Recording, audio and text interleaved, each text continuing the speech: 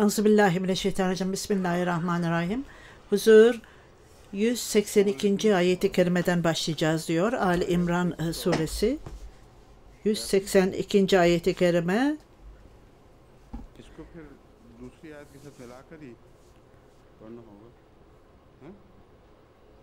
Huzur diğer Kur'an-ı Kerim'in ayetleriyle de birleşeceğiz ve sonra devam edeceğiz.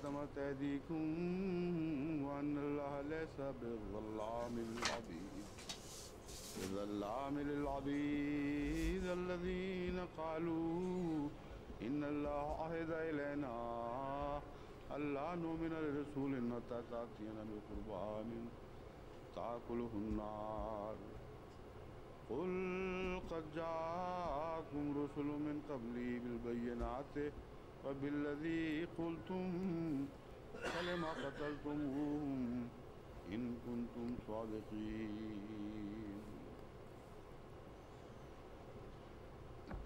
İmam Sir, Japan ki kya khabrein aayi hain? Huzur, Japonya'dan ne haber geliyor diyor. Huzur İmam Bey'e maşallah Japoncayı çok iyi konuşuyorsunuz. Çünkü Japonya'da yaşarken bazı Japonlar bana sizin telaffuzunuzun çok iyi olduğunu söyledi. Huzur, Maaz'ı hatırlıyor musun diyor. Onun ismi Kabuçu idi. Japonya'dan son haberler nedir diyor. 5328 kişi zelzeleden ölmüş ve cemaat Humanity First 9 kamyon yiyecek gönderdi Ahmediye kampına.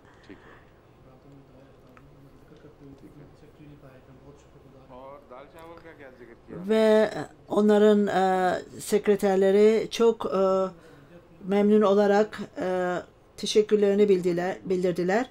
Pirinç ve mercimekle ilgili olarak onlarda ne haber var? Huzura İmam Bey bilgi veriyor ve büyük bir kapta orada çorba hazırlanıyor ve huzur ne kadar pilav hazırlanabilir? Belki 100-150 kişi bu hazırlanan yerden beslenebilir. Bizim hazırladığımız kaplarda 80 kişi için yeterlidir. Fakat Keşmiriler için bu yeterli değildir. Keşmirilerle ilgili olarak onlar hem çok acı yerler hem de hiç çiğnemezler. Abdülaziz Dar sahip bana bir gösteri yaptı ve hiç bize fazla yiyecek vermiyorsunuz, yeterli yiyecek vermiyorsunuz diye şikayet ettiler. Ben dedim bunun adı bile olmaz. İstediğiniz kadar alın ve hatta beraberinize de alın. Bana elleriyle doldurdu ve onu yuttu. Ben dedim böyle yiyemezsiniz. Evet biz böyleyiz. Biz böyle yeriz dedi. Huzur İmam Bey'e soruyor. Japonya'da da böyle mi yerler? Hayır onlar çiğniyorlar diyor İmam Bey. Keşmiriler böyle belki de alışkanlıkları mı budur yoksa bu aile mi böyle? Seyyid Abdülhadi sahibinde evlilikle ilgili olarak ilişkisi var. Ahmet Yahya Bey de onun torunudur Dar Bey'in. Huzur zannedersem bu aynı ailedendir değil mi diyor. Bir kişi de evet diyor. Yahya Bey, Ahmet Yahya Bey, onun torunu Ömer Dar ve Seyyid Abdülhay Dar sahipler bu aileden. Seyyid Ömer Dar sahibin ikinci halifeyle çok iyi ilişkisi vardı. O son derece bağlıydı cemaate. Hazreti Müsli sahip Keşmir'e gittiğinde o aile onunla ilgili olarak hazırlıkları yapmıştı. Başka darlar var bu aileden. Onlar kimlerdi o dar olanlar diyor. dar ailesinden. Belki de beni dinliyorlardır Sint bölgesinden ve bana mektup yazarlar ve böylece bütün aile tarihçesini biz önümüzde buluruz. Huzur okuduğum ayet-i kerimelerde zalike mimma kaddeme eydikum, bu ellerinizin ileriye gönderdiğinden dolayıdır. Ve Allah-u Teala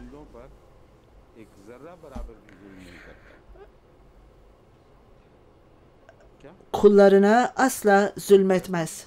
Az bir şekilde bile olsa asla zulmetmez Allah-u Teala. Bu Ali İmran suresi 183. ayeti kerimeydi.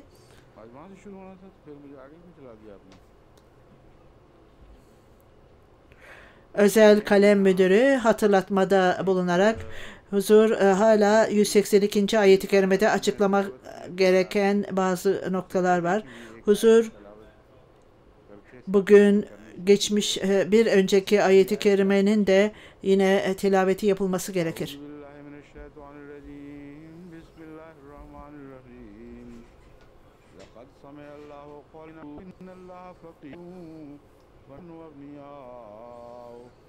سنكتب ما قالوا وقتلهم الأنبياء بغير حق ونقول ذوقوا عذاب الحريق ذلك بما قدمت أيديكم وأن الله ليس بظلام للعبيد.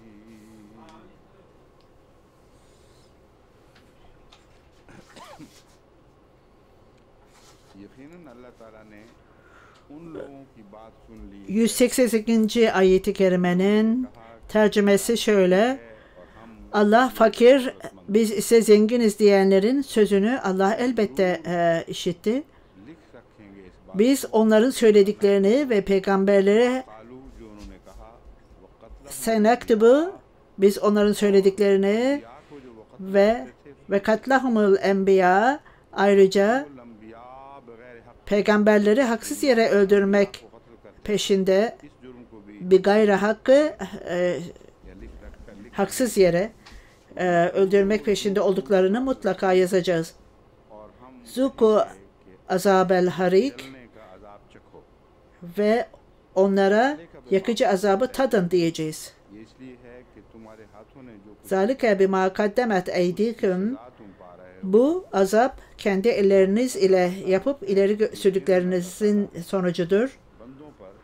Ve ennallaha leyse bizallemin lil abid, yoksa Allah kullarına asla zulmetmez.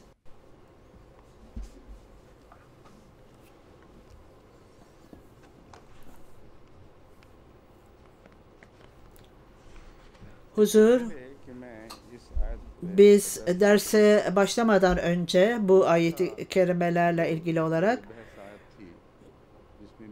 son ayet-i kerimeyi tartışıyorduk ve ben Mir Ahmet Ali sahibinin tefsirinden bahsetmiştim. Bazı insanlar, bazı din bilginleri bana referanslar gönderdiler ve o referanslar da burada Buhari'de ve diğer yerlerde de bulunmaktadır. Biz bunları Mir Ahmet Ali Bey'in ifadelerinin saçma olduğunu söylemiyoruz.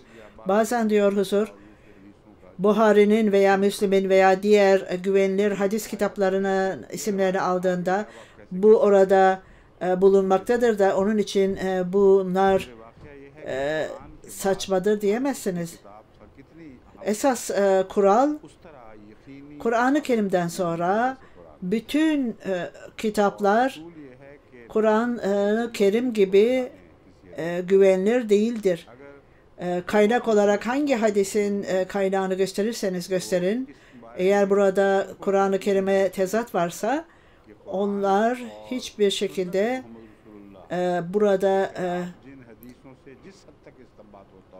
Kur'an-ı Kerim'le paralel ve Resul-i Ekrem sallallahu aleyhi ve sellem'in sünnetine paralel olmadıkları sürece belki bu Raviler dürüst olmalarına rağmen, hatta bazen raviler öyle şeyler söylerler ki onlar kabul edilebilir olmayabilirler. Hazreti Ebu Hureyre radıyallahu anhu'dan birçok hadisler vardır. Dürüst olmasına rağmen ve hadisler de doğru olmasına rağmen buna baktığınızda doğru görünmez. Hazreti Ebu Zer Gaffari'nin etkisiyle bazen ispat edilmektedir ki bunlar kabul edilemez. Esas itibariyle o kişinin kendi aldığı bir etkidir bu ve ayrıca hadis bir kişiden öbür kişiye ve ondan sonra başkalarına söylediğinden 3-4 kaynak geçtiğinde ondan sonra onlara ne olduğunu görürsünüz. Şimdi düşünebiliyor musunuz? Sadece 100 yıl geçmiştir vaat edilen Mesih Sallallahu Aleyhi ve Sellem'in vefatından sonra. Hatta vefatına baktığınızda 100 yıl bile geçmemiştir. Ahmediyet'in başlangıcına baktığınızda 89 yılında 100 yıl tamamlanmıştır. Orada zikredilen sahabeler tarafından zikredilen uzun zaman yaşamışlar ve onların yüce makamları vardır. Onların belirttiği hadislere rağmen vaat edilen Mesih Sallallahu Aleyhi ve Sellem böyle hadislere engel koymuştur. Onlar bu konuda ifadelerinde çok serttiler. İkinci halife zamanında bir kurul kuruldu ve bu hadislerin basılması durduruldu. Bazen bir hadis başka hadise ters düşmektedir ve bazen de o kişinin karakteri bilinmektedir ve böyle olunca bununla tezat teşkil eder. Hatta o hadis o kişinin karakteriyle ters düşer. Bu hatta Resul-i Ekrem sallallahu aleyhi ve sellem'in var olan karakterinde görülmeyen ve Kur'an-ı Kerim'de buna ters düşerse ve bunun Buhari'de kaynak olarak gösterilmiştir demek doğru değildir. Burada gözlem çok önemlidir ve bu olmaksızın biz her hadisi kabul edemeyiz. Vaat edilen Mesih Sallallahu Aleyhi ve Sellem diğer din bilginleriyle münazara yaptığında Molla efendiler şimdi bize söyleyin bakalım doğru mudur değil midir dediklerinde vaat edilen Mesih Sallallahu Aleyhi ve Sellem onlara açıklamaya çalışmıştı ve yine onlar ısrar ediyorlardı. Bu Buhari'de ise doğru mudur yanlış mıdır bunu nasıl inkar edersiniz demişti. Evet, doğru ise bu konu itibariyle doğru demektir. Hadis için sahih kelimesi kullanılır. Sahih demek güvenilir demektir ve raviler dürüst olarak bilinmektedir ve onlara hiçbir suçlamada bulunulmaz bu hadisleri çarpıttılar diye. Bu kadar söyledikten sonra sahih kelimesi başka bir ifade etmez. Bundan sonra başka imkanlar nelerdir? Bize hadislerin tamamen kabul edilebilir mi? Yani konusu itibariyle kabul edilebilir mi? Bu tartışma ayrıca yapılmaktadır. Örneğin herhangi bir şekilde içinde Kur'an-ı Kerim'in talimatlarına aykırı bir söz varsa veya Kur'an'ın açıklamasına veya Resul-i Ekrem sallallahu aleyhi ve sellem'in uygulamasına aykırı bir şey varsa bu ayrı bir bilgi alanıdır ki bu hadisleri orada ölçmek gerekir. Böyle olunca Mir Ahmet Ali sahibin söylediği yol yani Resul-i Ekrem sallallahu aleyhi ve sellem ben haşa alimül gaybiyim yani görünmeyeni bilirim gel bana istediğiniz gibi soru sorun demiş. Resul-i Ekrem sallallahu aleyhi ve sellem hiçbir zaman bu şekilde davranmamıştı. Yine farklı farklı hadisler vardır ki bu hadisi reddeder. Bir nedenle एक मौके पर İsra ile ilgili olarak ayetler nuzul olduğunda Resul-i Ekrem sallallahu aleyhi ve sellem keşifte Kudüs'e gitmişti. O zaman Musevi bir din bilgini bu fırsatı elde ederek Resul-i Ekrem sallallahu aleyhi ve sellem'e haşa dürüst olmadığını ispat ediyordu ve ayağa kalktı. Şimdi söyleyin bakalım dedi. Kudüs'ün manzarası nasıldır? Daha dün akşam oraya gittin. Bunun için bunu hatırlarsın dedi. O zaman Resul-i Ekrem sallallahu aleyhi ve sellem'in etrafındaki gördüğü manzarayı hatırlamadığı söylenmiştir. Çünkü bu son derece hassas, ince bir keşifti.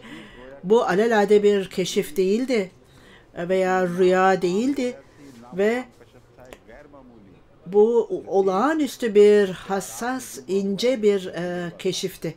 Resul-i Ekrem sallallahu aleyhi ve sellem sessiz kaldı ve bir müddet sessiz kaldığında Allah-u Teala ona başka bir keşif gösterdi ve o zaman Resul-i Ekrem sallallahu aleyhi ve sellem'e o şehir gösterildi ve Resul-i Ekrem sallallahu aleyhi ve sellem onu devamlı izledi ve ne gördüğünü anlattı. Gerçekte Resul-i Ekrem sallallahu aleyhi ve sellem hiçbir zaman gaybı bildiğini ve hiçbir zamanda bu çeşit açıklamada bulunmamıştı. Mir Ahmet Ali sahibin belirttiği gibi diğer hadislerde gösterilen gerçek farklı idi.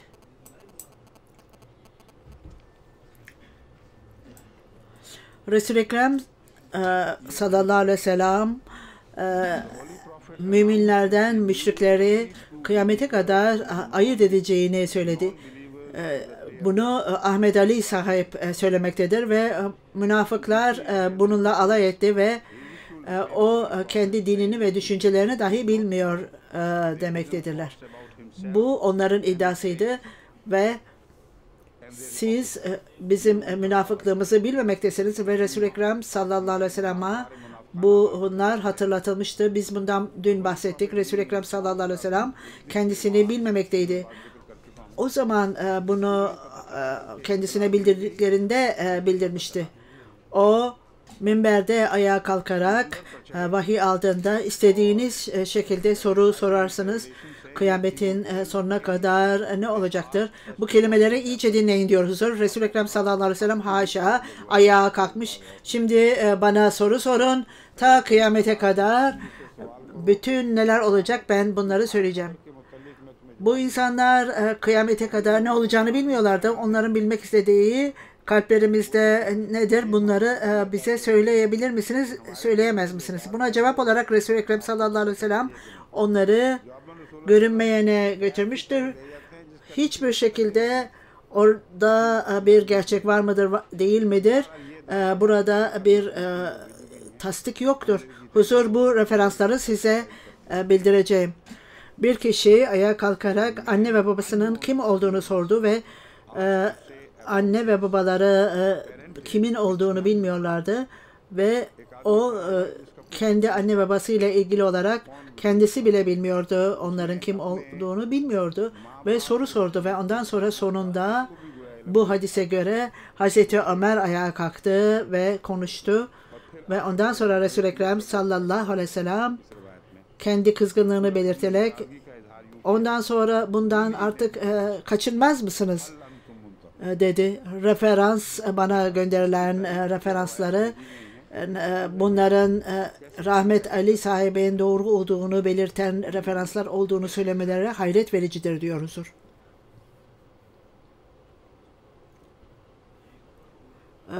Başka hadisler Buhari'den alınmıştır. Hazret İbni Abbas, Hazret Ali ve Hazreti Ebu Musa Aşeri bunlar üçü hatta dördü Buhari'den hepsi.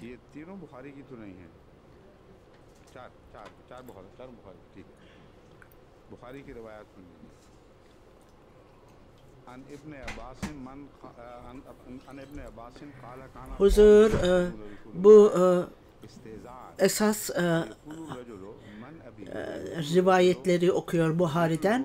ناقته أين ناقتي فأنزل الله Huzur bunun الذين آمنوا Ahmet Ali'nin rivayetiyle hiç alakası yoktur. Bu nasıl olur da bu ayeti kerimede tartıştığımız ayet-i kerime ile ilgilidir. Hazreti İbni Abbas insanlar रिवायत ये है aşağılamak için Resul-i Ekrem sallallahu aleyhi ve sellem yani münafıklar bu yolla sormuşlar ve bize benim babam ve annem kimdir söyleyin dedi. Bir adam benim devem kayboldu, benim devem nerededir bana söyle bakalım dedi Resul-i Ekrem sallallahu aleyhi ve sellem. Ondan sonra bu ayeti kerime bu amaçla indirildi demektedirler. ने ये आयत नाज़िल फरमाई जो ये है ही नहीं जिसकी जो ज़ेर बहस Ayeti kerime ey insanlar böyle soru sormayınız. Eğer size cevap verilirse çok kötü hissedeceksiniz. Şimdi सवाल ना किया करो devenin sahibi benim devem nerededir dediğinde buna cevap verildiğinde hiçbir alaka yoktur. Bu rivayetle bu ayeti kerime arasında hiçbir जोड़ ही नहीं ilgi yoktur. Resul-i Ekrem sallallahu aleyhi ve sellem Resul-i Ekrem sallallahu aleyhi ve sellem buna bir cevap vermemişti böyle और वो sorulara. Sadece bu ayeti kerimede küçük sorular sormayın. Çünkü devamlı böyle detayları sorarsanız bu sizin için çok zor olacaktır bu şeriatı takip etmek. Çünkü her kişi bu hidayetin çerçevesinde kalması gerekir ve kendi kabiliyetine göre bunu takip etmesi gerekir. Eğer Allah Teala bütün bu soruların cevabını verirse çok yüce bir standart ortaya konulacak ve insanlar için, zayıf insanlar için bunu takip etmek zor olacaktır ve Allah Teala bunun için çok soru sormayınız. Aksi halde bunun cevabını alacaksınız ve zorluk içinde olacaksınız. Bunun cevabı buydu. Ve Resul-i Ekrem sallallahu aleyhi ve sellem eğer bu kişinin benim devem nerededir bunun cevabını vermiş olsaydı bu çok komik bir şey olurdu. Ya hadis Buhari'den veya başka yerden alınmış olsun diyor huzur. Ben bunu kim bana göndermişse hiç benim ilgimi çekmez. Hadis Kur'an-ı Kerim'e aykırı ve Resul-i Ekrem sallallahu aleyhi ve sellem'in sünnetine aykırı ise bunun yanında nasıl olur da Mir Ahmet Ali'nin rivayetiyle ilgilidir? Bu ayrı bir şeydir ve bunun bu gönderildiğinde Buhari'de vardır dediler. İkincisi Hazreti Enes radıyallahu anh'un bildirdiğine göre Resul-i Ekrem sallallahu aleyhi ve sellem öyle bir hutbe vermişti ki hiç daha önce böyle bir hutbeyi duymamıştık.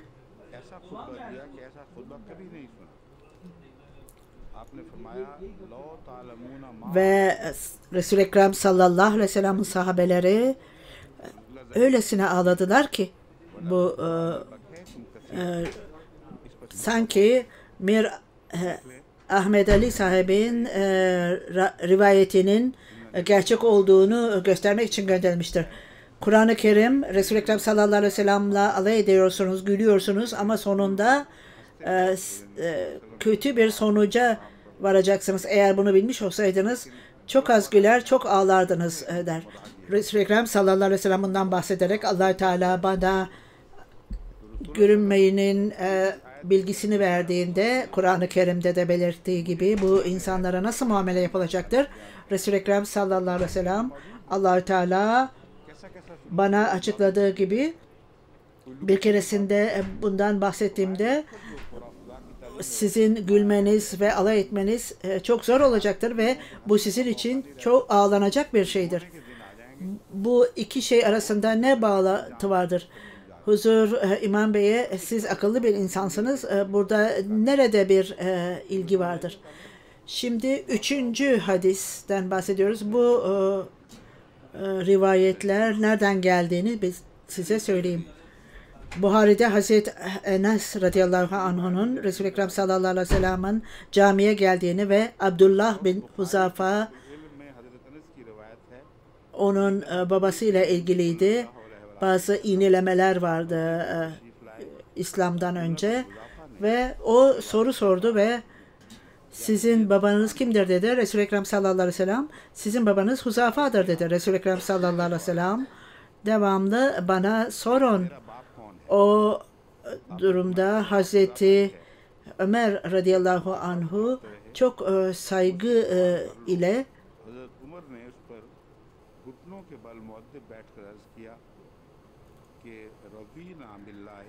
sorarak Resul-i Ekrem sallallahu aleyhi ve sellem'e sordu ve Resul-i Ekrem sallallahu aleyhi ve sellem sessiz kaldı ve onun kızgınlığı birazcık gitti. Böyle olunca bu hadiste tamamen farklıdır bu hadis. Brelevilerin inançları Resul-i Ekrem sallallahu aleyhi ve sellem ben ta kıyamet gününe kadar neler olacağını bilmekteyim. Bu rivayette bir kişi benim babam kimdir diye sordu.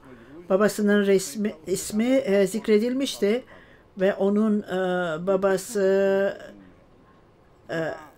o kişi Abdullah bin Huzafa olmasından dolayı Huzafa senin baban değildir diyorlardı ona. Burada sadece bir ahlaki değerlerin tartışılması vardı ve Resul-i Ekrem sallallahu aleyhi ve sellem ona sizin babanız Huzafa'dır dedi. Burada görünmeyenin veya gaybın haberiyle ilgili ne ilişki vardır? Bu Mir Ahmed Ali sahibin belirttiği rivayet Hazreti Ömer'i aşılamak içindir. Burada tartışılan şey eğer bir kişi bu benim babamdır diye iddia ederse hiç kimsenin bu onun babası demeye hakkı yoktur. Ona bütün bu haklar verilmiştir. Çünkü beraberce gelmek, bir araya gelmek, kadın ve erkeğin bir araya gelerek Allah ve melekleri ona şahittirler ve bu insanlar eğer buna sormaya başlarsa ve şunun oğludur derse bütün toplum kötülüklerle dolur. Bu hadiste belirtildiği gibi bu kişi babasıyla ilgili olarak soru sorduğunda Resul-i Ekrem sallallahu aleyhi ve sellem tamam bana başka sorular sorun. 4. Rivayete göre Resul-i Ekrem sallallahu aleyhi ve sellem geldiğinde insanlar ona soru sormaya başlamışlardı ve sanki onlar bu soruların gayiple ilgili ilgisi vardı ve orada Resul-i Ekrem sallallahu aleyhi ve sellem sessiz kaldı ve hoşnutsuzluğunu belirtti. Bir nedenle belki de bazı özel vahiyler vardır. Eğer bu rivayet doğru mudur değil midir bilmiyorum. İlk önce onu okuyalım diyor huzur. Hazreti Ebu Musa Aşeri'nin belirttiğine göre bazı sorular Resul-i Ekrem sallallahu aleyhi ve sellem'e soruldu ve o kendi hoşnutsuzluğunu belirtti ve buna cevap vermedi. Fakat bu sorulardan birçoğu ona sorulduğunda Resul-i Ekrem sallallahu aleyhi ve sellem şimdi ne isterseniz bana bu sorulardan sorun bakalım dedi. İlk soru göstermektedir ki bu göz ardı edilmiştir ve Resul-i Ekrem sallallahu aleyhi ve sellem ona dikkat etmemişti bu gülünç soruya. Bazen sorulardan sonra Hazreti Cebrail aleyhisselam gelmiş ve o arada Resul-i Ekrem sallallahu aleyhi ve sellem'e güç vermişti ve cevap olarak bu insanların aşağılanmalarına karşı cevap vermek için Resul-i Ekrem sallallahu aleyhi ve sellem'e güç vermişti ve Resul-i Ekrem sallallahu aleyhi ve sellem ikinci keşfini gördüğünde bunları kendisi bilmiyordu. Hatta biz bu rivayeti kabul etsek dahi belki bazı noktalarda tereddüt vardır. Hatta biz bunları kabul etsek dahi durum şöyle olacaktır ve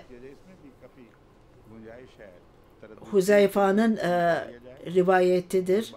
Bu rivayet reddedilmiştir burada. Kendisi kendisini reddeder. Çünkü Resul-i Ekrem sallallahu aleyhi ve sellem geldi ve Abdullah bin Huzafa soru sordu. Burada iç tezat bulunmaktadır ve bu Mir Ahmet Ali'nin rivayeti tamamen farklıdır ve bununla alakası yoktur ve tamamen bu tezat tesir etmektedir kendisine. Şimdi bu rivayette birçok sorular soruldu denilmektedir ve bu böylece oldu. İlk rivayette Abdullah bin Huzafe babasıyla ilgili sordu. İkinci Huzafe babasıyla ilgili olarak sordu. Bütün bunlar diyor huzur, bu noktalar göstermektedir ki birçok tezatlar vardır ve birçok karışıklıklar vardır ve belki Buhari'de de belirtilmiş olmasına rağmen bir rivayette Huzafa sordu, diğerinde Abdullah bin Huzafa sordu denilmektedir. Bu rivayette birçok sorular soruldu dendiğinde Resul-i Ekrem sallallahu aleyhi ve sellem orada oturuyordu ve Resul-i Ekrem sallallahu aleyhi ve sellem sahabelerin yanında oturuyordu ve bazen Musevi liderler gelip soru sormaktaydı. Haşa, o münafıkların yanında oturuyordu ve insanlar ona çok soru soruyorlardı. Hiç hoş olmayan sorular soruyordu demek. Bu öyle bir şey olup da sahabelerin bunu yapacak kadar aşağılık olmalarıyla ilgili değildir. Çok nadir olarak talihsiz olan bir kişi böyle saygısızca soru sorarlardı ve Resul-i Ekrem sallallahu aleyhi ve sellem bundan hoşnut olmazdı ve Resul-i Ekrem sallallahu aleyhi ve sellem'in sahabeleri de çok kızarlardı. Bu manzara öyle Resul-i Ekrem sallallahu aleyhi ve sellem'le karşılaşmak demek değildir. Huzur, ben dilginlerini de uyarıyorum. Onlar bunların gözleri kapalı olarak bunların arkasından gitmesin.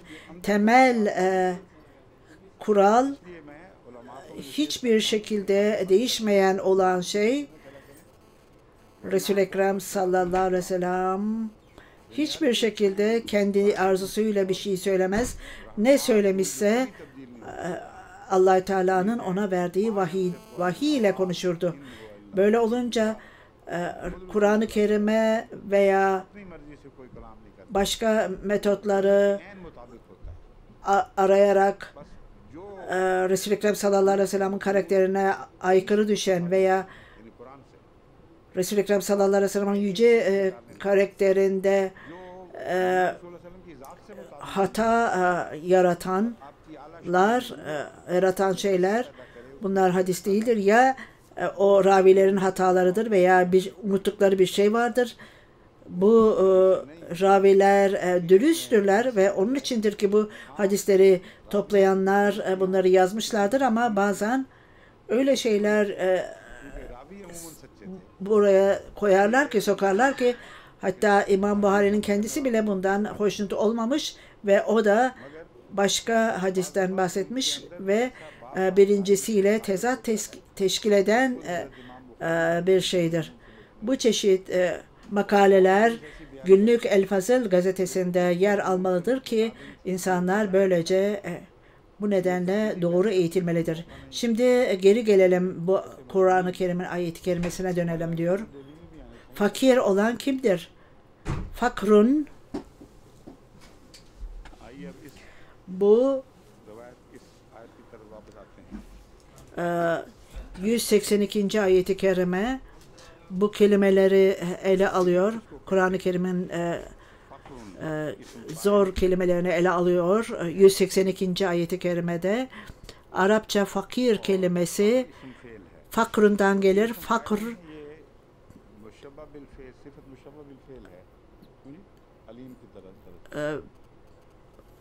bel kemiğinde tibraya el fıkra denilir.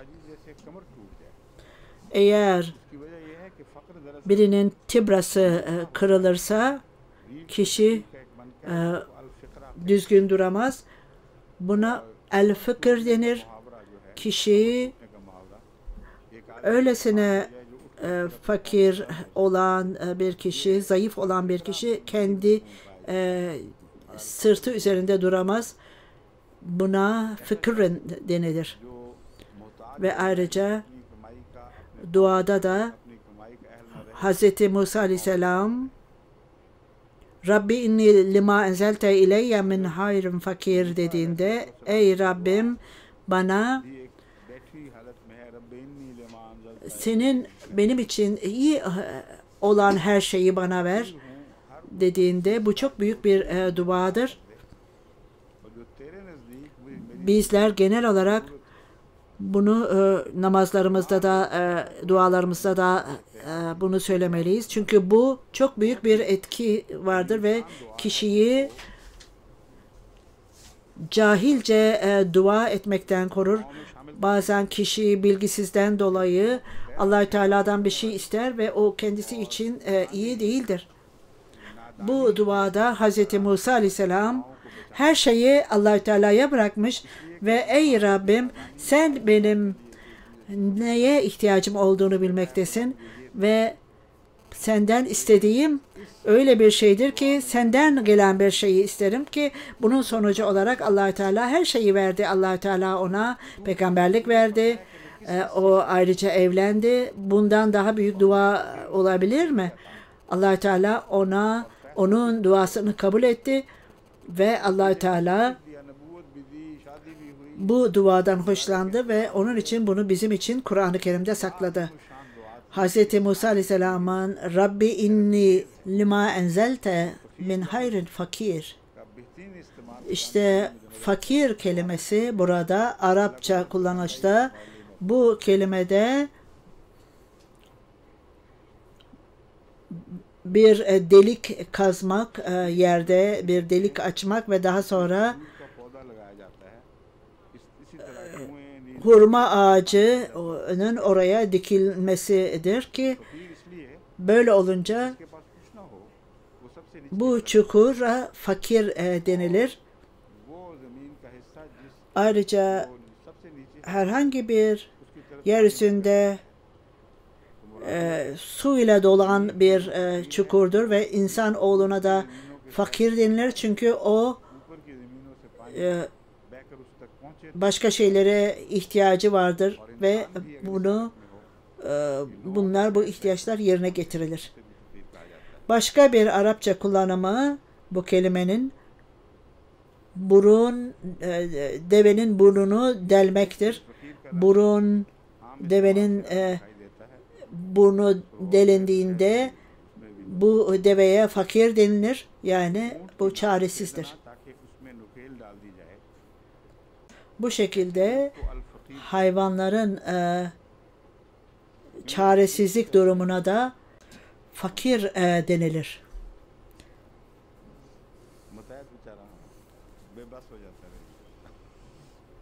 Huzur yaşlı bir beye soruyor ve Pencabi kelimede de zavallı kişi olarak da ifade edilir. Fakir kelimesinde zavallı, garip kişi denilmektedir. İmam Ragib fakir olmayı 4 gruba ayırmıştır. Ben bunlardan özet olarak bahsedeceğim. Bu kelimenin, fakir kelimesinin neye uygulandığını söyleyeceğim. Fakir. Bir uygulanışı bütün insan oğlu ve bütün Allah Teala'nın Kur'an-ı Kerim'de de söylediği gibi ya eyyühennâsû entumul fukara, ey insanlar sizler hepiniz bağımlısınız, ihtiyacınız vardır. Allah Teala'nın lütfuna ihtiyacınız vardır. Ve ondan sonra eğer bir kişinin herhangi bir malı, zenginliği yoksa o da fakirdir ve Kur'an-ı Kerim'de de bu kelime kullanılmıştır. Burada ayrıca फरमाते हैं जायदाद और दौलत का ना हो Allah Teala'dan dolayı इसका जिक्र इस onlar para kazanmaktan konulmuşlardır. Ya onların dinine karşı çok büyük sevgileri vardır ve bundan dolayı para kazanmazlar. Buna da Ashab-ı Sufa yani Resul-i Ekrem sallallahu aleyhi ve sellem'in etrafında oturanların bazıları Resul-i Ekrem sallallahu aleyhi ve sellem'i terk etmemişler. Çünkü onlara Resul-i Ekrem sallallahu aleyhi ve sellem ne söylemişse onları kaçırmak istememişlerdi. Ve bu insanlara sınır konulmuştu ve onlar kazanamamaktadılar. Bunun gibi Pakistan'daki Ahmedilere de birçok sınırlamalar getirmiştir ve onların gelir kaynaklarına engeller konulmuştur. Bu uygulama yani bu kelimenin uygulanması onlara kullanılışı onlara da uygulanır. Ayrıca İmam Ragıb üçüncü olarak bir çukura ekilen ağaçtan bahsedilir. Şimdi harik kelimesinin kullanımına geçelim. Harik kelimesi ateşi tatmak demektir. Hazreti İbrahim Aleyhisselam'la ilgili olarak o yakılarak böylece tanrılarınıza yardım edin denildi onunla ilgili. İhtaraka'nın uygulanışı yakılan bir şeydir. Yakılan harraka veya ihraka. Bu kullanım harik kelimesinin kullanımıdır. Hazreti İmam Ragıb bu konuya birçok ışık tutmuştur. Abid kelimesi 183. ayeti kerimede bu ayeti kerimede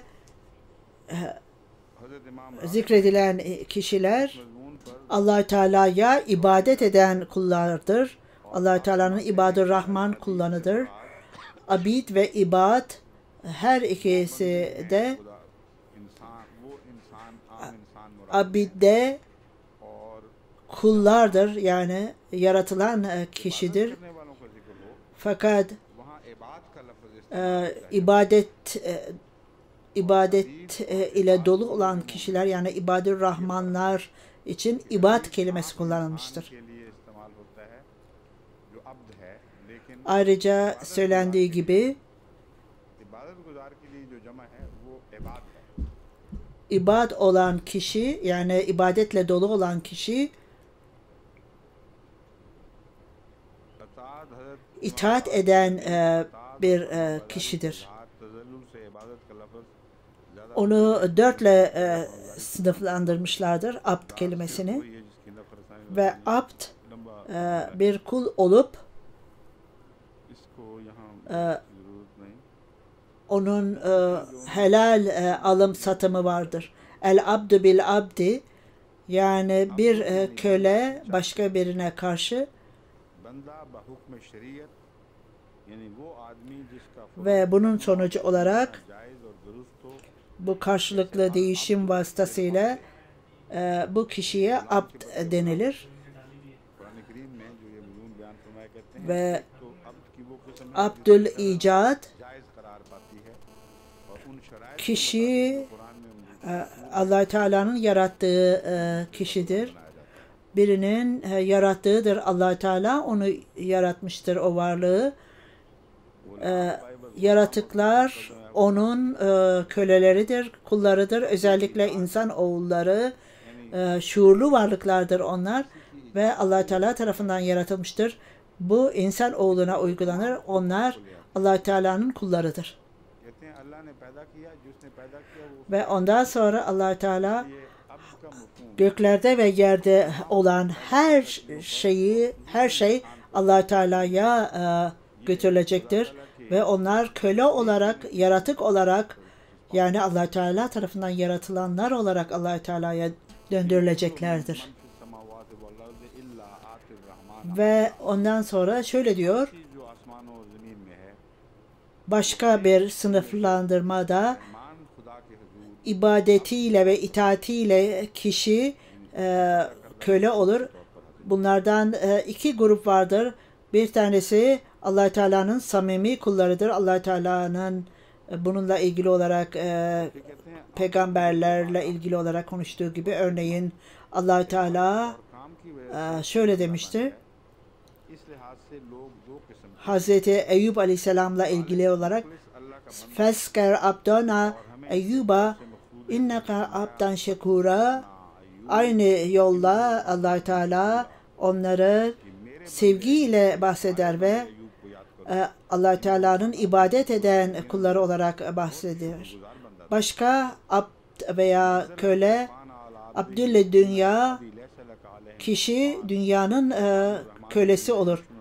Kendi arzularının, dünyevi arzularının kölesi haline gelen kişidir. Resul-i Ekrem sallallahu aleyhi ve sellem फिर वो कहते हैं अब्दुल दुनिया भी kişinin dirhemin kölesi olan veya dinarın kölesi olan kişi tökezlenir. Yani paranın kölesi olan kişi tökezlenir ve bütün amaçını kaybeder eğer paranın kölesi haline gelirse. Ondan sonra sonunda yine bir açıklama yapılmış ve जो पैसे का abdın çoğulu ibattır ve abiddir ve यानी ठोकर खा के ibadetle dolu olan ibadetle dolu olan kişinin çoğulu ibattır. फिर आखिर पे कहते हैं Bu abd kelimesinin kullanımı söz konusu olunca Abdüşşams, Abdullat, yani güneşin kulu veya Lat'ın veya Lut putunun kuludur. Bu çeşit kullanımlar Araplar arasında kullanılmıştır ve इसका जहाँ तक इस्तेमाल है उसमें müşrikler başlığı altında मुशरिकाना अरबों में पाए जाते kullanılmıştır. हैं और Ayrıca ये जब वो तारकोल से निचला हुआ हो उसके लिए bu kelimenin muhabbetle uygulanışı da vardır. Hayvanlar için onlar बस ऐसी bazı cilt problemleri olduklarında इन मान onların derilerine kömür tozları uygulanır. Bu deveye बुरा हाल हो ab denilir, muhabbettir o ve o artık bir nevi köle olmuştur. Ayrıca diyor huzur, bizim ülkemizde köpeklerin kulaklarında problemi vardır. O köpeklere de kömür tozları uygulanır. Ve burada उस ऐसे को अब्द कहते हैं ऐसे में Abbada Beni İsrail, yani Beni İsrailler köle yapıldılar ve onlar çok acınacak durumda idiler. Israel Abd kelimesi फिरौन को जवाब दिया था insanoğlu için kullanıldığında çoğulu abiddir ve Israel को जो मेरी buradaki bu ayet-i kerimede abid kelimesi kullanılmıştır. उनके तमाम हुक्म Müfessirler और उनको बेकस कर दिया senaktubu kelimesiyle ilgili olarak बस अब्दुल का लफ्ज़ Keşşaf'ın yazarı şöyle der: मानों में या इंसानों के मानों में इस्तेमाल bir şeyi korumak için इस आयत में लफ्ज़ अबीद इस्तेमाल हुआ है bunu yazılı olarak yazmak, है कि सनक्तुबु का काम ज़ाहिरी होगा senaktubu kelimesi altında bunun anlamı nedir? Kullanıldığında Kur'an-ı Kerim'de shaft ये लिखते हैं nedir? कि इससे मुराद महज Buraya kadar महफूज रखना senaktubu 182. ayet-i kerimede dil bilginlerinin düşüncesine göre ये बहस बहुत उठाई गई है और दो bu insanların bir şey söyleyip de Quran करीम में ben kalemimi alacağım, bunları yazacağım demesi mümkün değildir. Burada sadece से मुराद क्योंकि zikredilen Allah Teala, bizler bunları not ettik ve bunlar yazılı olarak korunmaktadır denilmiştir.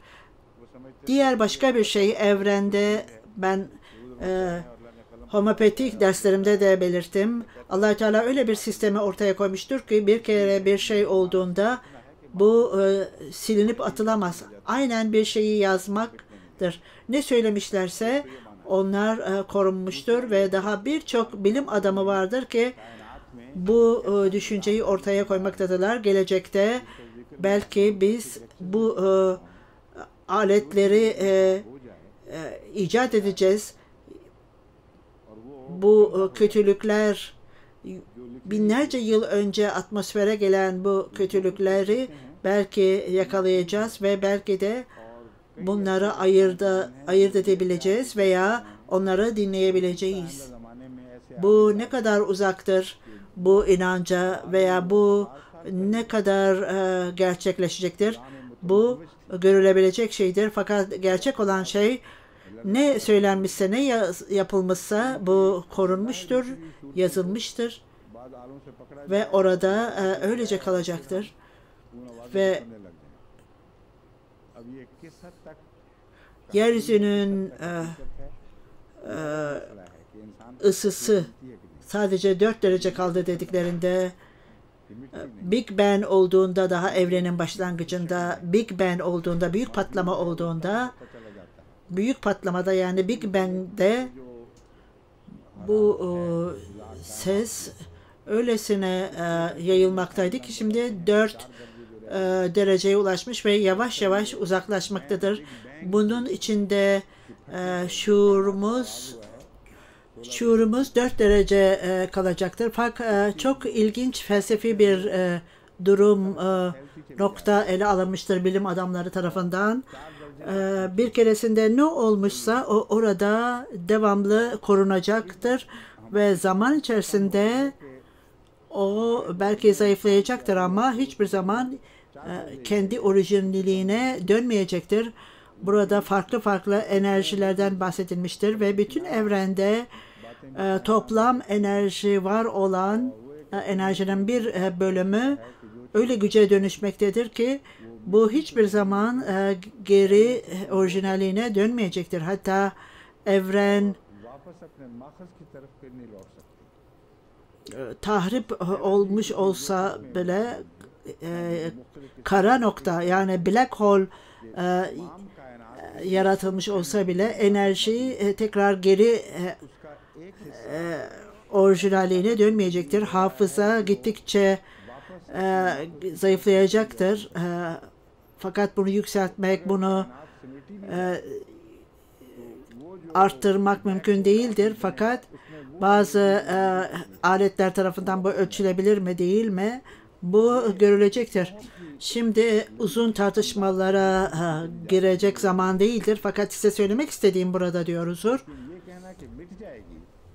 Allah Teala'nın kurduğu sistemde bir şeyi saklama sistemi vardır ve kıyamet günü hesaba çekilecek zaman geldiğinde deri konuşacaktır ve bu iddiayı bana karşı mı yapmaktasın diyecektir. Esas itibariyle bu yazılanlar konuşacaktır. Senektubunun anlamı burada Allah Teala bunları kalemle veya kendi eliyle yazar demek değildir. Bu sistem bütün kayıtları tutan kayıt olup hiç şüphesiz küçücük veya büyük bir şeyi dışarıda bırakmayan bir sistemdir. Bir kere gerçekleştiğinde daima o korunmuş olacaktır. Ben bu konuyu, bu tartışmayı burada bırakayım diyor. İki grup vardır burada din bilginler arasında. Senektubunun anlamı nedir? Yani Allah Teala bunu yazmaktadır. Şimdi bundan sonraki tartışma bu ayet-i kerime ile ilgili olarak insanlar lokat semiyallahu kavlallezina da Allah Teala bu Allah Teala fakirdir haşa, bizler zenginiz diyenleri duymuştur. Bazı insanlar bir şey söyler, diğerleri başka bir şey söyler. Fakat bu insanlar tartışmaya takılmışlardır. Yani bu vahyin gerçekleşmesinin nedeni nedir? Bu amacı kaybetmektedir. Bir kişi bir şey söylediğinde Allah Teala bunu bilir. Eğer bir kişi günah işlediğinde, büyük bir günaha daldığında ona uyarıda bulunur ve bu Allah Teala'nın düşüncesi dışında değildir. Hatta kötü bir şey düşündüğünüzde bile Allah Teala onu not eder. Bazen tahrip edici bir ceza iner bundan dolayı. Onun içindir ki Allah Teala fakirdir, biz zenginiz diyenlerin çok büyük gurur ve çok cahilce bir davranış içinde oldukları görülür ve bundan dolayı Allah Teala'nın gazabına uğramaya layıktırlar. Burada da açıklandığı gibi niçin sanaktı bu Allah Teala bunu nasıl not etmiştir? Bütün din bilginleri veya şeriatla ilgili olan bilginler bilmektedirler ki bu kelimelerin en güçlüsü Allah Teala'nın kullandığı kelimeler. Aynen Kattab kelimesinde Kutube aleykümel siyam, yani oruç sizin için zorunludur. Kataba kelimesi burada kesinlikle zorunluluk göstermektedir. Ve bazen insanlar bu davranıştadırlar oruç tutunda. Ben çok zayıf hissediyorum veya çok aç hissediyorum derler. Bazı insanlar hatta ölseler bile bazen o oruçlarından vazgeçmezler. Alkol alanlar hatta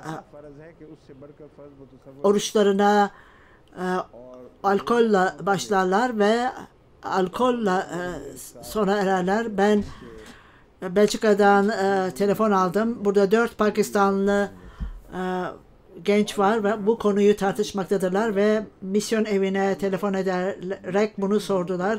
Son Ramazan'ın 10 gününde onlar öylesine içki içiyorlardı ki onlar sahura kalkmamışlardı.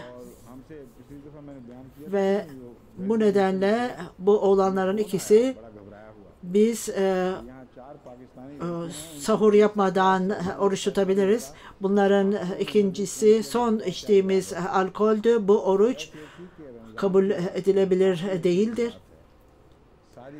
Şimdi siz bize söyleyin, bunlara ne cevap verelim? Huzur, bizim imam beyimiz o günlerde Fransa'da ve ciddi olarak bana telefon ederek siz buna cevap verin de ben onlara bunu söyleyeyim dedi.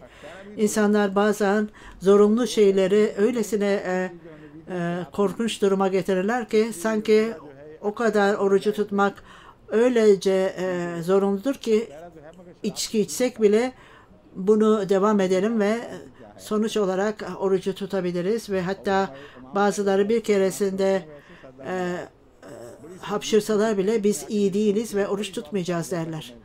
İşte diyor huzur, sanaktı bunun uygulanmasının anlamı onlara ceza öylesine zorunludur ki onlar için onlar artık bu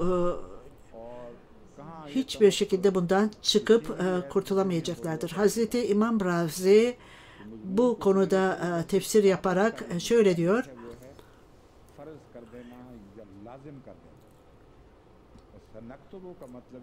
Hazreti Musa Aleyhisselam'ın takipçilerinde huzur esas itibariyle bu referans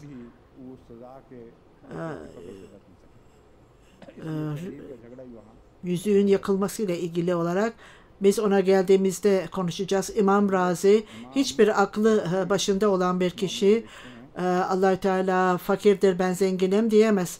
Belki bunu bir günahkar tefsir olsun diye söylüyorlar. Bunu Museviler söylediklerinde bizim iddiamız biz zenginiz de Allah-u Teala fakirdir dediğinizde Allah-u Teala'nın ihtiyaca olduğu konusunun küçümsenerek böyle bir Allah-u Teala olamaz derler. Toplanan bu referanslar gerçekten çok saçmadır diyor huzur ve onlar sanki şu kişi şunu söyledi. Onun içindir ki Kur'an-ı Kerim'de bu ayeti kerimeye indirilmiştir. Halbuki Kur'an-ı Kerim'de başka yerlerde de bundan bahsedilmiştir ve bu açıkça göstermektedir ki Allah Teala insanların harcamasını istediğinde onun ihtiyacı olmasından dolayı değil, o sizin kendi iyiliğiniz içindir ve Allah Teala size bu fırsatı vermiştir ve bunun için böyle bir nedeni aramak, niçin bu ayeti kerime indirilmiştir diye bunu aramak, böyle akıllı insanlar nüzul nedenini araştırmak biraz ilginçtir. Kur'an-ı Kerim nazil olduğunda onun toplanış şekli biz bunu bilmekteyiz. Bakara suresinin ilk ayeti kerimelerinde mimma razaknahum yunfikûn'da orada Allah Teala onlara ne vermişse onlar harcarlar ayeti kerimesinde birçok kereler bu Kur'an-ı Kerim'de zikredilmiştir.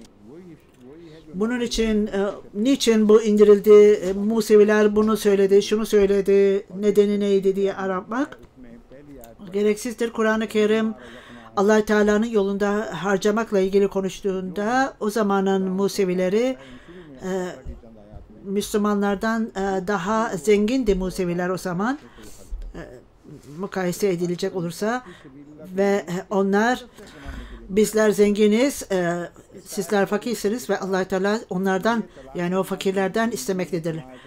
Bu hikayeleri çarpıtarak onlar anlayışları tahrip etmektedirler. Şimdi bir rivayete göre Resul-i Ekrem sallallahu aleyhi ve sellem Hazreti Ebu Bekir'i kendisiyle beraber yanına alarak beni Kayrakaya yazarak siz Allah Teala'ya inanmaktasınız ve kendi zenginliğinizin iyi bir parçasını Allah Teala'ya veriniz.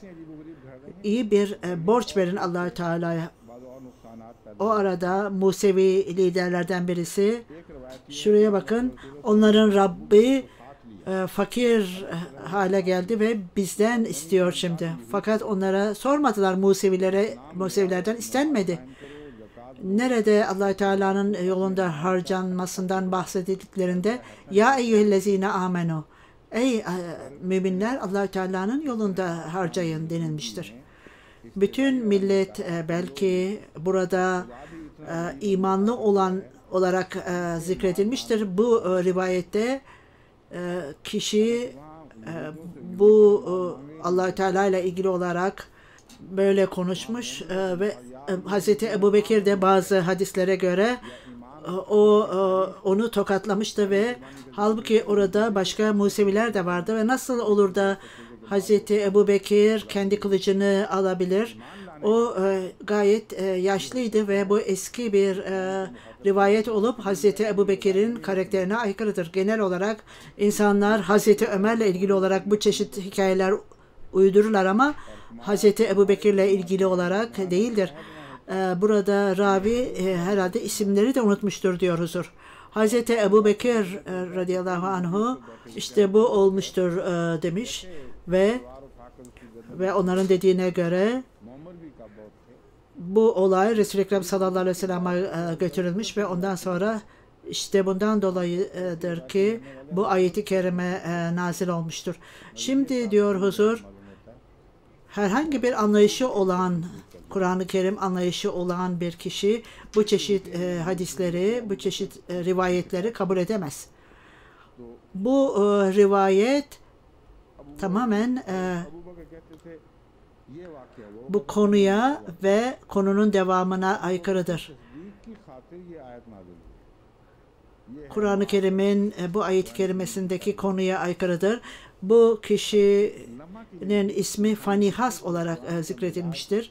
Halbuki Kur'an-ı Kerim'in ayeti kerimesinde fakat lakad semiyallahu kâlellezîne, yani Allah Teala bu insanların ifadelerini duydu. Hadiste bir insandan bahsedilmiştir. Fanihas ismin olan Bu rivayette söyledikleri gibi bu Resul-i Ekrem sallallahu aleyhi ve sellem'e Hazreti Ebu Bekir tarafından söylenmiştir. Halbuki Kur'an-ı Kerim'de Allah-u Teala bunu duydu der. Huzur bu küçük rivayetlere çok önem verilmektedir. Onun için bu çeşit rivayetlere girmeyiniz ve müfessirler bu çeşit tartışmalara öyle takılmışlardır ki her yerde nereye bu tefsirlere bakarsanız bunlarla ilgili olarak konuşurlar. Bazen Fenihaz derler, bazen başka kişi derler. Her rivayet diğer rivayetle tezat teşkil etmektedir. Hazreti Allama İmam Razi şöyle diyor, bu ayeti kerime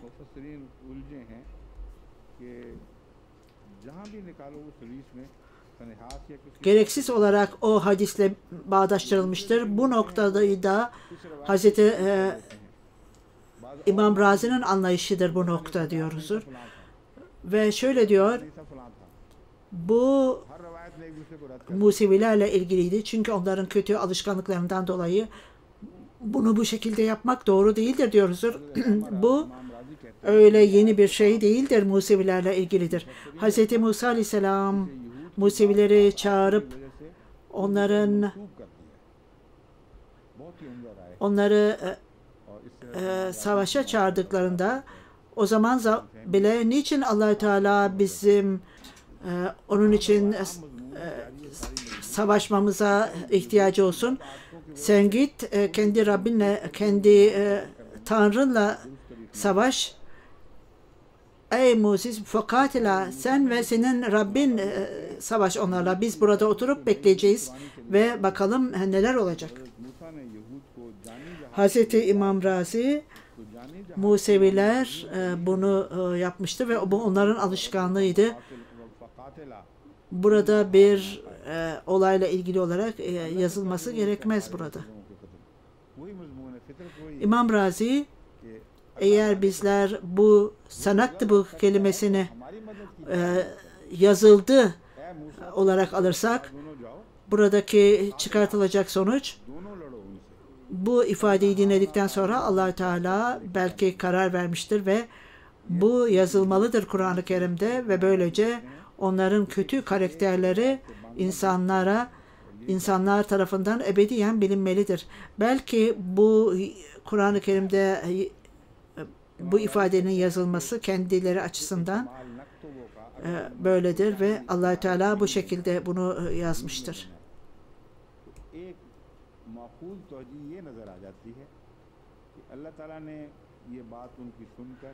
Bir hadisin bildirdiğine göre Museviler direkt olarak Resul-i Ekrem sallallahu aleyhi ve sellem'e hitap etmişler ve onlar bu ayeti kerime nazil olduğunda menzelleze yukdirallahu karden hasanen feyyuddahu fehu, kimdir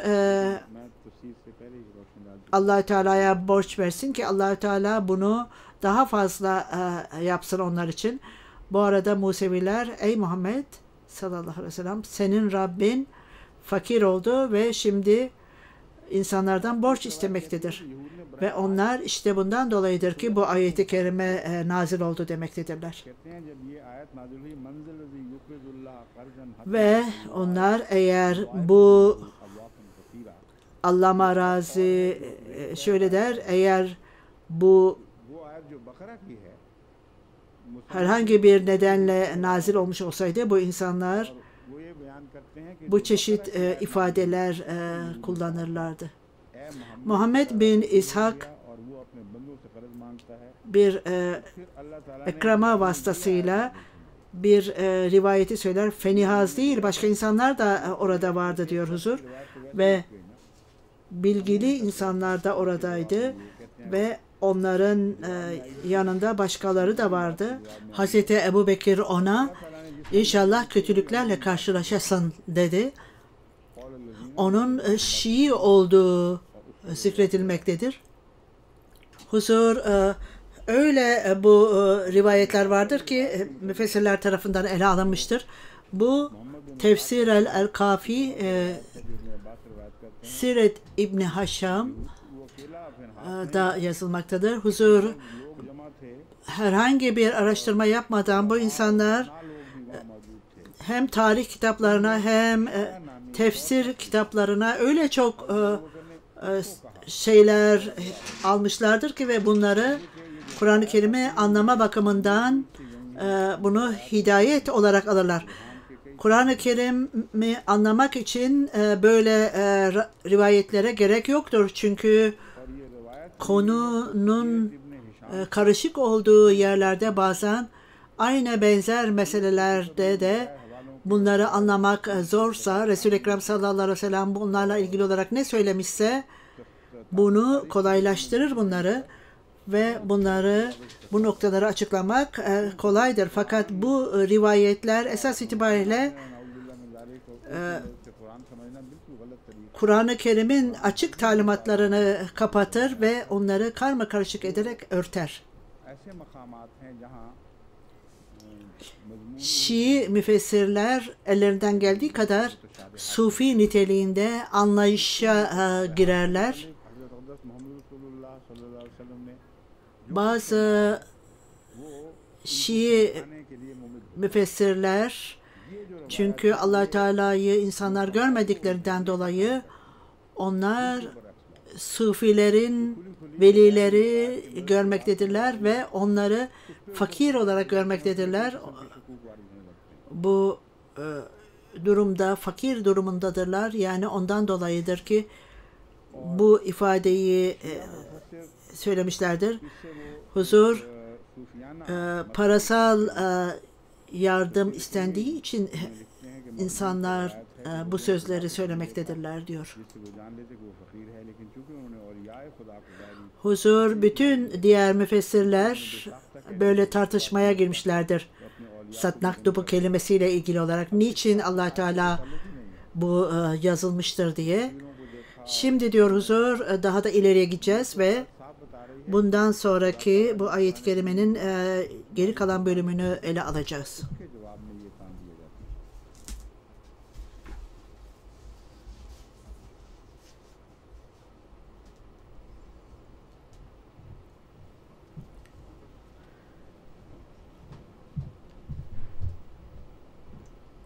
बाकी सब तो वही 183. ayeti kerimede Allahü Teala sanaktabu ma kalu katlahum el anbiya bi gayri hakkım ve nekulu zuhul ashabul harid.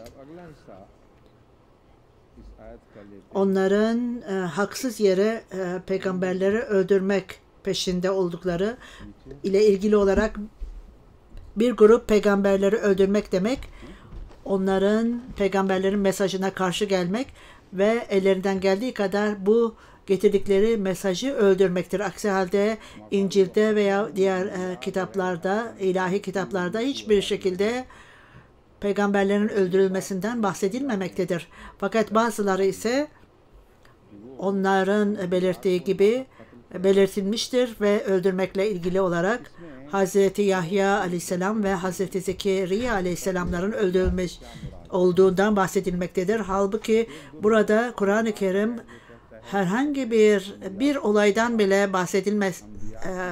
Musa aleyhisselam zamanından bu yana insanların davranışlarından bahsedilmiştir ve o insanlar bütün peygamberleri öldürmüştür demiştir. Bazı din bilginleri bundan bu bölümü dışarıya çıkartarak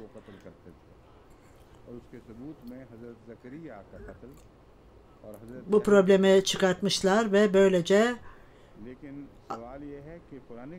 kendilerinin yaptığı gayretlere göre onlar peygamberleri öldürmeye çalışmışlardır.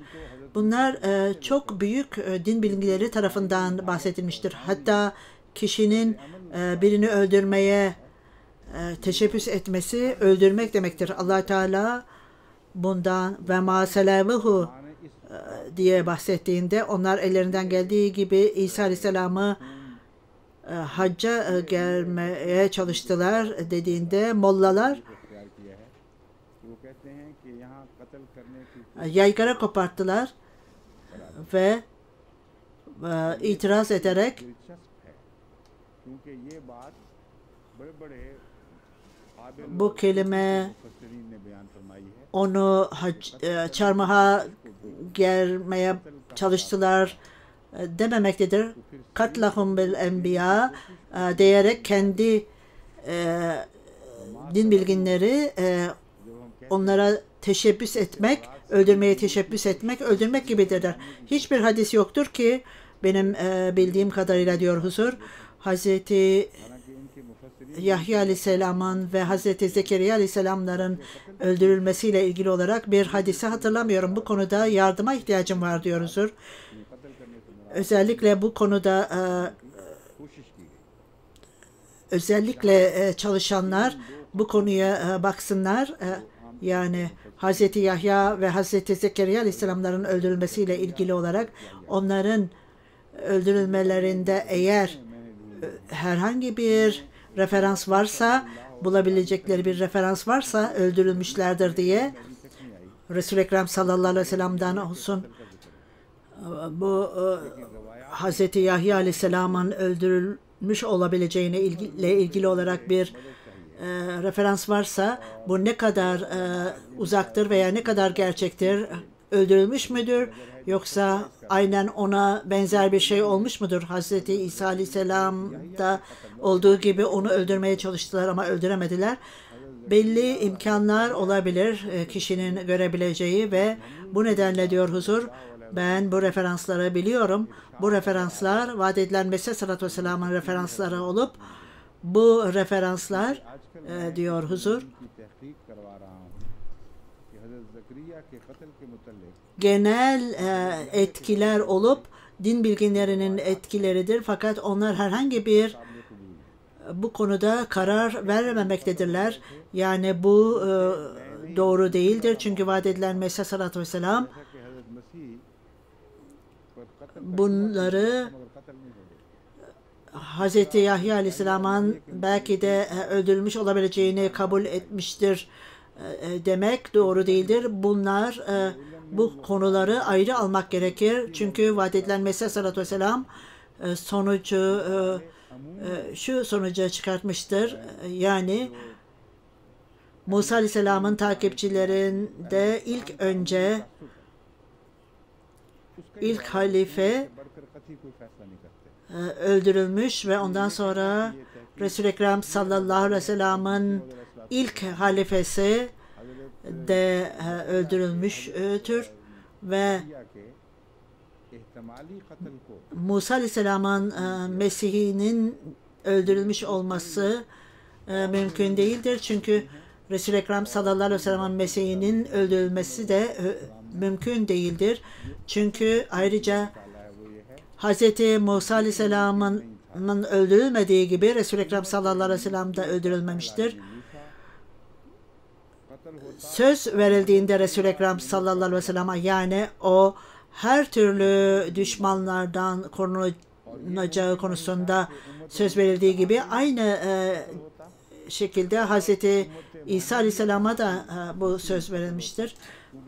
Burada vaat edilen Mesih sallallahu aleyhi ve sellem mümkün olan benzerlikten bahsetmiş ve aynen Hz. Seyyid Ahmet Sahip Şehit Balakot'ta olduğu gibi o mücedditti. 12. asırda mücedditti, öldürülmüştü. Bunun içindir ki Yahya Aleyhisselam'ın da öldürülmesi mümkündür. O hiç şüphesiz bu kesindir dememişti ama belki imkan olabilir demişti. Bizim araştırmalarımızda birçok imkanlar gün ışığına çıkmaktadır. Bu da göstermektedir ki Hz. Yahya Aleyhisselam'ın durumu aynen Hz. İsa Aleyhisselam'ın durumuna benzer. Dead Sea Scrolls yani Ölü Deniz rulolarında bulunanları takva sahibi bir kişinin söylediği bu ilginç şeyleri araştırmamıza dahil edeceğiz ve bizim bunları sonuca varmamız için zamana ihtiyacımız vardır. Birçok batılı din bilginleri de aynı sonucu çıkartmak zorunda kaldılar ve onlar da bizler araştırmamızı tamamladığımızda artık hiçbir şekilde onun ölümüyle ilgili olarak bir kesin sonuç yoktur. Bu işler çok karışıktır. Hadis niteliğinde referanslar gönderilmiştir. Huzur bu uzun hadisler nerededir diyor, soruyor. Orada uzun bir hikayeden bahsediliyordu. Bu hadislerde bazı rivayetlerden bahsedilir ki İncil'de diğer kendi güvenilir kitaplarında da zikredilmiştir. Bu hikaye Hz. Yahya Aleyhisselam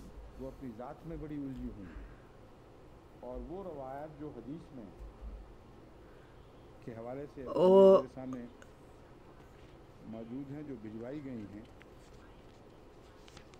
Palet'ten daha yüce seviyedeydi. Bu 4 bölgenin valisiydi. Bu araştırmalar tamamlanınca o kardeşinin kızlarıyla ilişkisi vardı. Bazıları başkalarıydı diyor. Burada tartışmaya girmeyeceğiz. Fakat bu Herod o kızgınlıkla kendisini öldürmedi ama sevgilisi onun annesi ısrar ederek onun başını, bu adamın başını denildi ve bu hikayelerde vardır. Bir kişi onun başını istemiş. Bu rivayette söylendiği gibi bu rivayette kişi Buhari ve Müslim'de yazılan hadislerin seviyesini seçerdi. Bu rivayetin bir hikaye olduğu anlaşılmaktadır ve hiçbir gerçek olayla ilgisi yoktur. Çünkü hikaye bir keresinde kadın benim önümde öldürülmelidir demişti ve Hazreti Yahya çağrıldı ve tepsi getirildi ve Herod Hazreti Yahya'nın kafasını keserek onun kafasını o tepsiye koydu. Kadına sordular, başka bir arzum var mı? Hayır, bunun yanında hiçbir arzum yoktur dedi. Bizim aldığımız hadiste de, rivayette de, burada da belki bir yanlışlık olabilir Hazreti Yahya Aleyhisselam'la ilgili olarak. Bu karar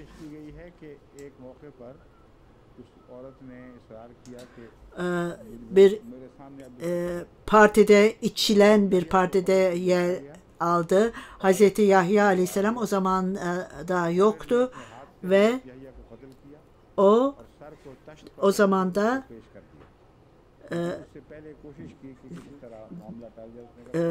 Ölü Deniz'in doğu tarafındaydı ve orada hapise atılmıştı.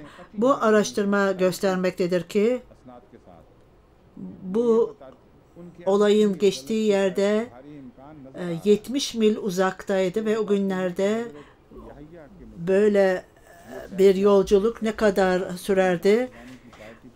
Bu rivayete göre mesaj gönderilmiş ve öldürülüp kafası alınmalıdır diyordu ve kişi gitmiş ve onun kafası kesilmiş ve tekrar partiye gelmiş. Buradaki referanslar bile saçma diyor. Bu rivayetler hatta daha da hayret vericidir çünkü orada hiçbir baş yoktur ve bu hadisler adına tanıtılmıştır. Mustadrak Hakim'de birçok Beheti'de de öyle sınırlara geçmiştir ki daha son zamanlarda kitap vardır. Her hadis orada zikredilmiştir. Ta ki orada ya Kur'an-ı Kerim'e sanki hikaye gibi anlatırlar veya onlar Kur'an-ı Kerim'i desteklerler. Bu gibi şeyler kabul edilmesi mümkün değildir. Belki de Casbal Bey diyor, bana haber vermedi, zaman sona erdiğini bana bildirmedi.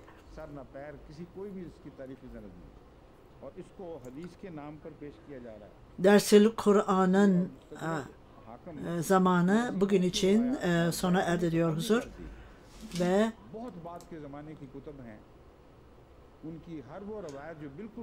bu Dersil Kur'an Hazreti Amir Mümin'in 4. Halife Hazretleri tarafından verildi. Böylece Esselamu Aleyküm ve Rahmetullahi ve Berekatuhu. अभी तो उन्होंने उंगली नहीं उठाई है, मैंने देखी नहीं। क्यों जी? उठाई नहीं। दिलचस्प वाकया था, आपने कहा पूरा सुन लूँ। हाँ ठीक है, बाकी इंशाल्लाह कल। ठीक है।